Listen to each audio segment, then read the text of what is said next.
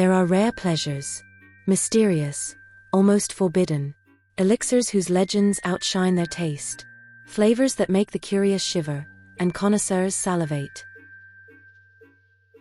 Among them, one name whispers through velvet lounges, like a secret past beneath the shade of distant plantations. Kopi Luwak, a coffee born deep in the tropical forests of Sumatra, sold at the price of gold, savored like a sacred perfume. Its taste is unique, deep, intense. Some describe it as silky, almost syrupy. Others, as a mystical experience. But behind this liquid luxury lies a far less enchanting tale. It all begins in the shadows of the jungle. A small, discreet mammal, the Asian palm civet, prowls through the foliage, drawn to ripe coffee cherries.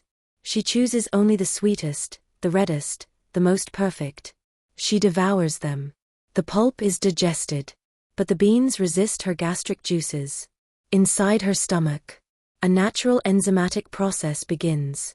It slowly transforms the beans, alters their structure, softens their bitterness, and enhances their aroma. Then, the civet expels them. And where the story could end, it truly begins. The beans, now touched by this organic journey, are carefully gathered by hand, washed, dried, roasted with precision, and finally, brewed into a cup for a buyer willing to spend hundreds of euros for a single sip. At this point, the story could end. A bit odd perhaps, but almost poetic. And yet, that poetry has been shattered. Once, civets roamed free, and the beans were harvested patiently, at nature's pace. Today, demand has exploded, and the industry responded, without mercy. Hundreds of civets are captured, locked in tiny cages, fed nothing but coffee cherries.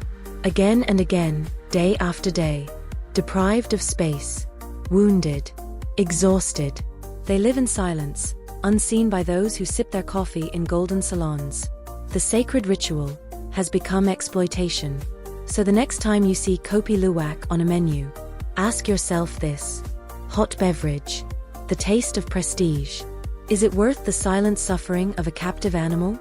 And you, would you really pay that much for a coffee with such a bitter backstory?